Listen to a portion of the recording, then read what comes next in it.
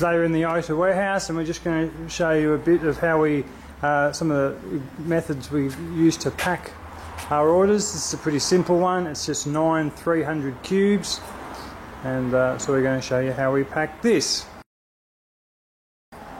So the first thing we do is we work out what the size of the order is going to be. So the footprint. This one, obviously 9 times 300 is going to be 900 plus packaging, a little bit of packaging, so it'll be a metre. We get lots of these skids here, these pallets. We get them cheap for about $3 from Red Cross, so we've got a heap of those, so we use those when we can. But they're all the same size. They're 1 metre by 1 metre 20 or 120 centimetres. Sometimes if it was wider than that, sometimes we need to pack things like if it was say 4 times 500 cubes, we would have to go to a different pallet, because with the packaging of the 500 cubes it makes them more than 100 centimetres. So now moving on to this one, we're just going to get some cardboard. We've got to have cardboard in between. This is Brock, by the way. Brock's the muscles behind the operation. The main thing is just to get cardboard in between every pot. We have a rule that pots can never touch pots. So we'll just pack this now. Alright, so that's all done now. We've got cardboard in between all the pots. So yeah, just making sure none of the pots actually touch the pots. The other thing is that we've centred them pretty well on the pallet, so we can see that there's pretty well centred on the pallet. Next thing is pallet wrap. We're going to wrap this around with a pallet wrap.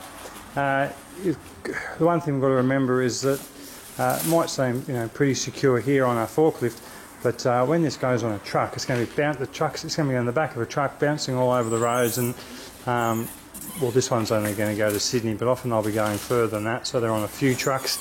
Going to be forked on and off the truck for whatever different agencies the truck company uses.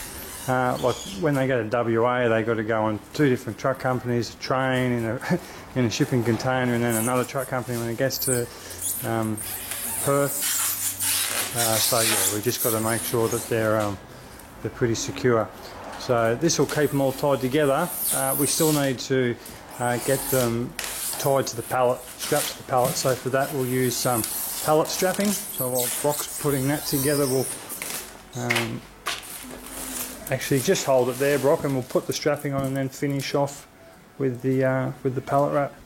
We've got 2 different types of strapping. We've got the thin stuff, which is here, and then we've got the thick stuff, which is the black stuff here with the metal buckles.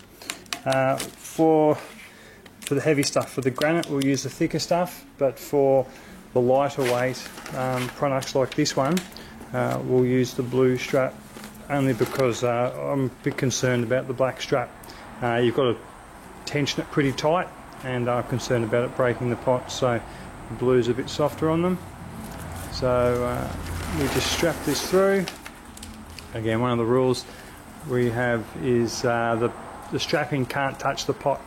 So we just put some cardboard in between between the pot and the strapping, and we're good to go. It can be a bit tricky to remember how to put the strapping on, but I think Brock's got the hang of it. The reason I had that black one over there was originally we just had to have it there. The black one's even harder to remember. We had to put it there to remember how to strap it. That's why you can probably put it on loose, then we'll put the cardboard in, and then we'll pull it tight. Brock's under pressure on video.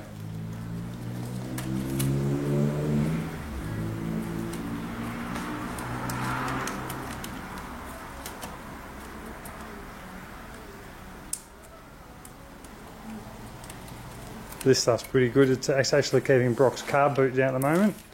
He had someone try and break into his car and wreck the boot lock, so now it's being held down securely with the blue pallet strapping. For a week straight.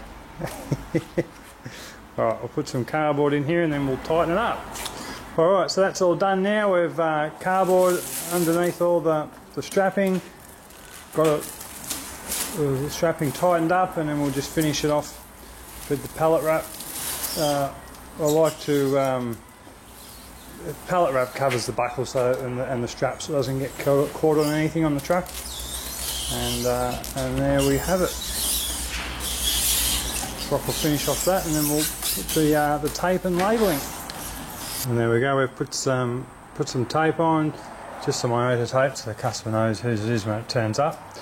Mind you, the fact that it's a pallet of pots might be obvious, but anyway, and some fragile tape just to try and let the freight company know not to bang it in next to other pallets. Brocky's just putting on the labels with some tape.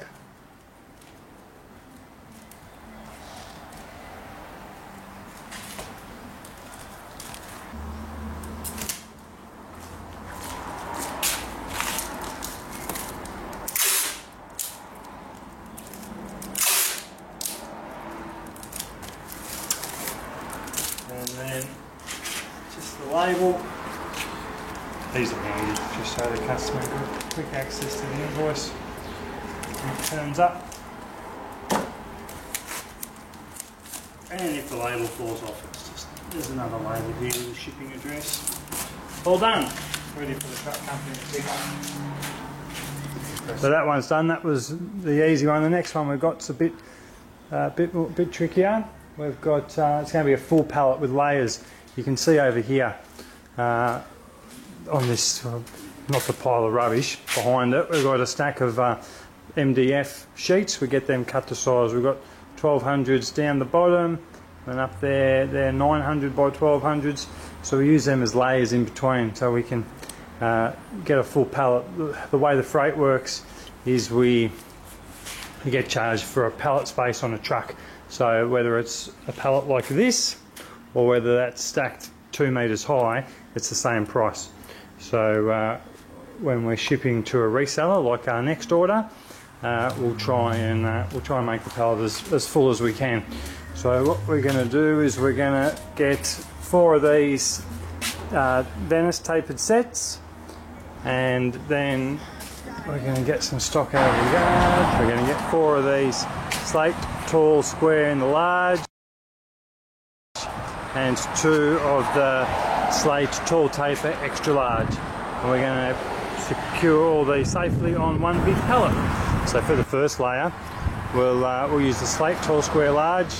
These are ideal for the first layer just because it's, you know, they're the most stable ones. So they'll go, 4 of those will go down in one of those layers of MDF on top, and that'll make a nice base for our second layer.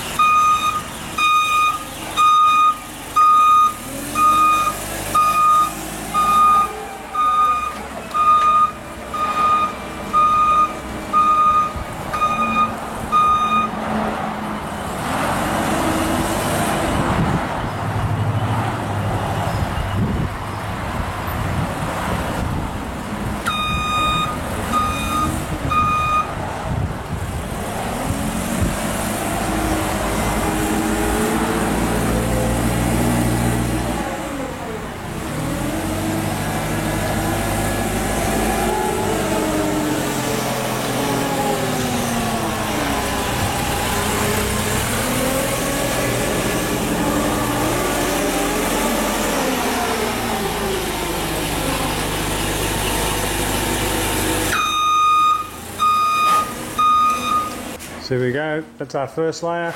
We're going to get the black strapping out and strap that down so they make a nice base for the pots to the next layer. So here we are with this one now. We've added the second layer. We've got the first layer strapped down with the black, that black strong pallet wrap, and you can see the steel buckles. What we were originally going to have 3 layers on this, but as we packed it we changed our minds and decided that we could actually fit all of it on the second layer and not bother with the third. Though we could add some things there if we had a few, maybe some lightweight pots to add, but we don't actually need any for this. So now we're just going to make sure no pots are touching pots. We've got cardboard in between all the gaps, make sure it's all lined up. One of the things I was concerned about was these edges being exposed, so we just made sure that they're actually inside the line of the pallet, so that when they are on the truck and they get pushed over to the side, they won't be, the pallet will stop them from hitting whatever pallet they're sitting next to on the truck, so they should be quite safe.